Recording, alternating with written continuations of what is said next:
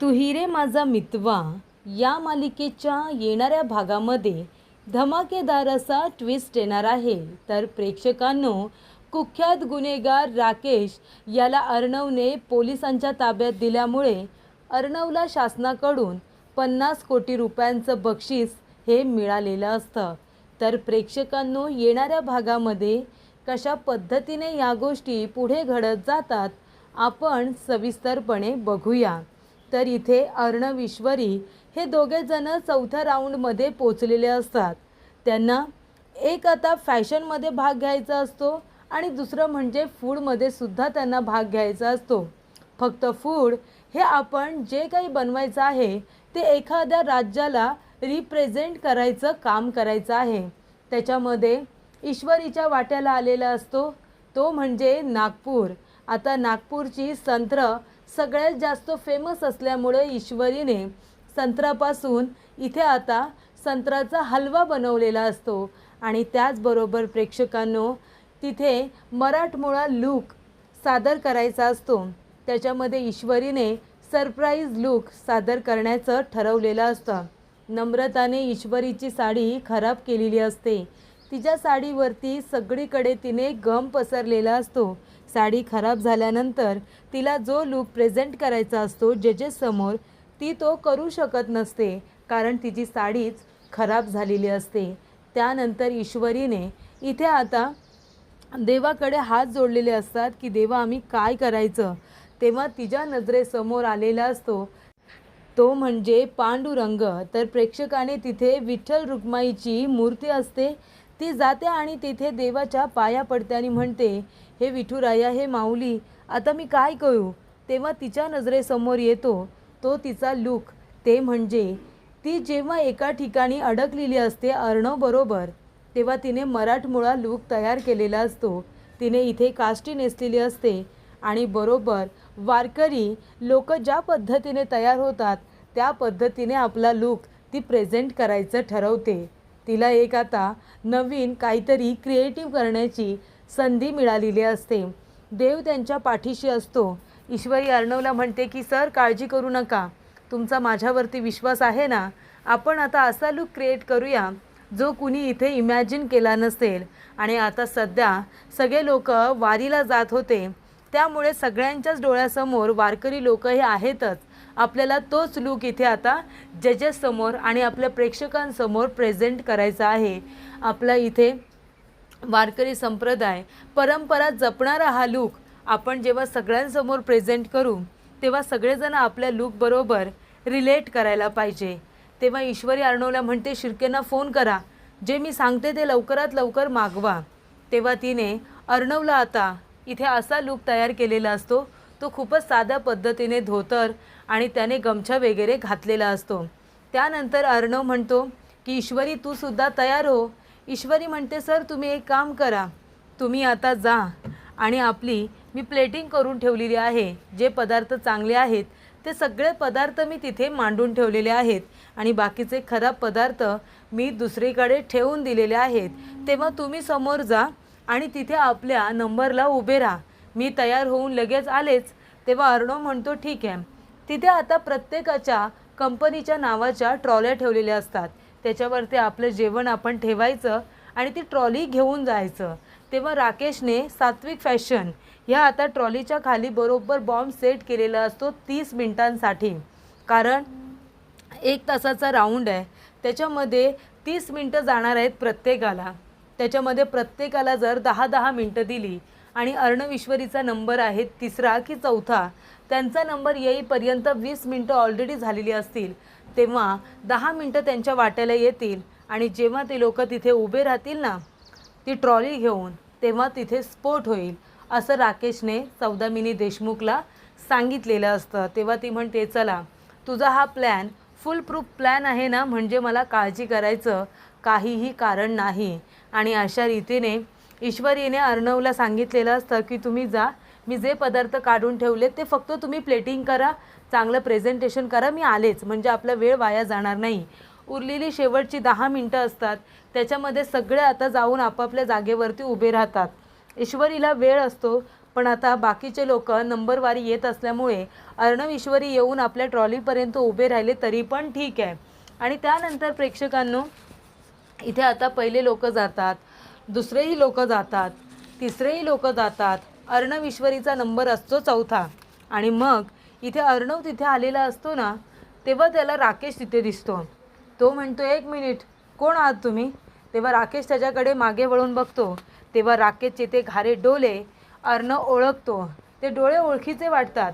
तेव्हा तो राकेशला पकडण्यासाठी त्याच्या मागे जातो.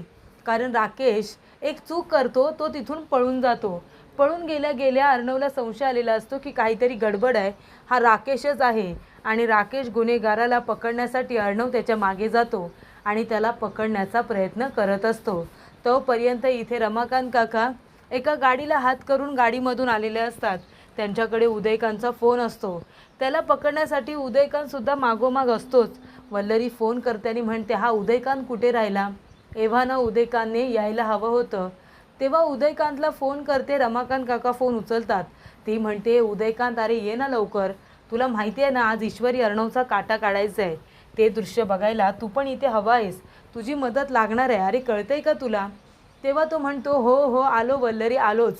तुझी वाट लावायला तिथे मी आता येणारच आहे. ती म्हणते, 1 मिनिट, कोण बोलतंय?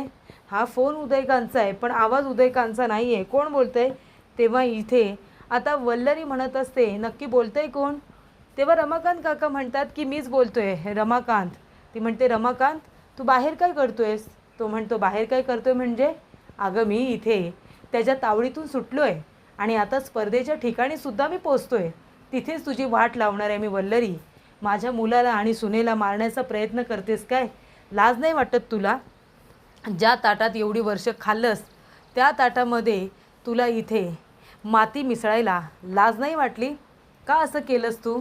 ज्या ताटात खाल्लंस त्याच हातामध्ये छेद केलास? तेव्हा ईश्वरीला आता याबद्दल काही कल्पना नसते. सगळेजण म्हणत असतात की बाबा तर वारीला गेलेत. पण प्रेक्षकांनो, अशा रीतीने इथे आता सत्य समोर येणार असतं. तेव्हा आता सगळेजण म्हणत असतात की इथे नक्की प्रॉब्लेम काय? दरवेळेला सात्विक फॅशनलाच का उशीर होतो? लोकांना पडलेले हे प्रश्न असतात. नेहमी सात्विक फॅशनला उशीर होण्याचं कारण तरी काय? आणि तेव्हा प्रेक्षकांनो, इथे आता ईश्वरी तयार झालेली असते आणि ती ट्रॉलीजवळ येते. बघते तर काय, प्लेटिंग वगैरे सुद्धा त्याने केलेलं नसतं. तिने बाहेर काढलेले पदार्थ तिथेच असतात. ईश्वरी म्हणते, हे का अर्णव सर कुठे राहिले? आता ते सगळे पदार्थ आहे ना, ती त्या ट्रॉलीवरती व्यवस्थित मांडते, प्रेझेंटेशनसुद्धा करते आणि मस्त कमरेवरती आता टोपली घेऊन ती उभी राहिलेली असते अर्णवची वाट बघत. अर्णव सर कुठे गेले? त्याचा मोबाईलसुद्धा तिथेच असतो. तेव्हा इथे पहिली आता फेरी जाते. म्हणजे पहिले कंटेस्टंट जातात, दुसरे जातात, आकाश आणि नम्रतासुद्धा जातात. त्यानंतर अर्णव ईश्वरीचं नाव अनाऊन्समेंट करत असतात.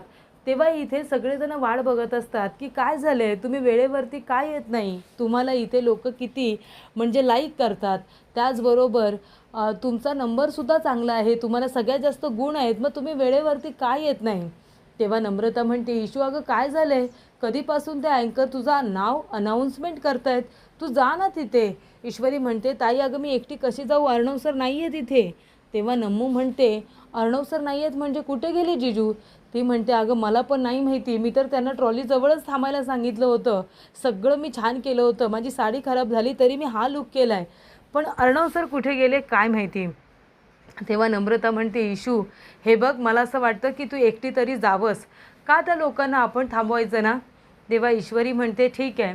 आणि तेव्हा प्रेक्षकांना 10 मिनटं खरोखर उरलेली असतात आणि त्याच्यामध्ये इथे आता ईश्वरी स्टेजवरती जाणार असते. तेवढ्यातच अर्णवने राकेशला पकडलेलं असतं. त्याची खूप धुलाई केलेली असते. तू इथे काय करतोयस असं विचारलेलं असतं. तेव्हा राकेश त्याला सांगतो, अरे मी इथे तुला आणि तुझी ती बायको आहे ना, इंदोरी जिलेबी माझी, तिला मी संपवायला आलो आहे. तुमच्या ट्रॉलीखाली मी बॉम्ब सेट केला आहे, बॉम्ब. आता तुमचं काही खरं नाही आहे. ठीक आहे, तू वाचलास तरी ठीक आहे, पण तुझी ती बायको ती वाचणार नाही आहे. ती ट्रॉली घेऊन जाणारच ना. तेव्हा प्रेक्षकांनो, इथे आता अर्णव म्हणतो की आत्ता माझ्याबरोबर यायचं. त्याला खूप त्याने मारलेलं असतं आणि त्यानंतर इथे अर्णव त्याला त्या ठिकाणी घेऊन येतो आणि सगळ्यांच्या पायाजवळ फेकून देतो. आणि तेव्हा प्रेक्षकांनो सगळ्यांच्या पायाजवळ त्याला आता फेकून दिल्यानंतर अर्णव म्हणतो, कुठे बॉम्ब, सांग कुठे बॉम्ब. तेव्हा सात्विक फॅशनच्या ट्रॉलीखाली बॉम्ब सेट केलेला त्याला दिसतो. तो म्हणतो, चल आत्ताच्या आता तो बॉम्ब आहे ना तो डिफ्यूज कर, काढ तो बॉम्ब तिथून. आणि तेवढा तिथे पोलिसांना फोन करण्यात आलेला असतो. तेव्हा पोलीससुद्धा तिथे पोचलेले असतात. तर अशा रीतीने राकेश काही साधा क्रिमिनल नाही आहे. त्याने इथे ऑर्गनचा बिझनेस केलेला आहे, सोन्याची तस्करी केलेली आहे, ड्रग्सची तस्करी केलेली आहे, लोकांना फसवणं, मुलींना लुबाडणं, त्यांच्या किडन्या विकणं, त्यांचे ऑर्गन विकणं, हाच त्याचा बिझनेस आहे. आणि त्यामुळे हा कुख्यात गुन्हेगार याला अर्णवने पुन्हा एकदा पकडलेलं असतं आणि तो बॉम्ब आता बाहेर काढण्यात आलेला असतो. फक्त त्याच्यामध्ये 5 मिनटं उरलेले असतात आणि 5 मिनटं उरलेली असताना त्याला आता तो बॉम्ब डिफ्यूज करायला सांगितलेला असतो. आणि तेव्हा प्रेक्षकांनो इथे आता राकेशच्याच हातामध्ये बॉम्ब असल्यामुळे त्याच्या पण जीवाला धोका असतो आणि बाकीच्या लोकांच्या सुद्धा. तेव्हा इथे आता पोलिसांनी त्याला बाजूला घेऊन जात त्याच्याकडून तो बॉम्ब आता डिफ्यूज करून घेतलेला असतो. अशा रीतीने राकेशचा हा सुद्धा प्लॅन पूर्णपणे फ्लॉप झालेला असतो आणि अर्णव ईश्वरी या दोघांचा जीव वाचलेला असतो. तेव्हा इथे वेळ झालेला असतो स्पर्धेला, पण राकेशसारखा गुन्हेगार हा आता समोर आलेला असतो. तेव्हा रमाकांत काका तिथे पोचतात आणि म्हणतात, 1 मिनिट, फक्त हा राकेश गुन्हेगार नाही आहे, त्याला सपोर्ट करणारे सगळे गुन्हेगार आहेत, खास म्हणजे वल्लरीने सुद्धा त्याला सपोर्ट केलेला आहे. वल्लरी पुरेपूर खोटं बोलण्याचा प्रयत्न करत असते, पण तिच्या आता बोलण्याचं रेकॉर्डिंग रमाकांत काकांनी केलेलं असतं आणि तिच्या विरोधात असलेले त्यांच्याकडे जे पुरावे असतात पोलिसांसमोर ते सादर करण्यात आलेले असतात. त्यामुळे राकेशसारखी गुन्हेगार वल्लरीसुद्धा आहे हे समोर आलेलं असतं.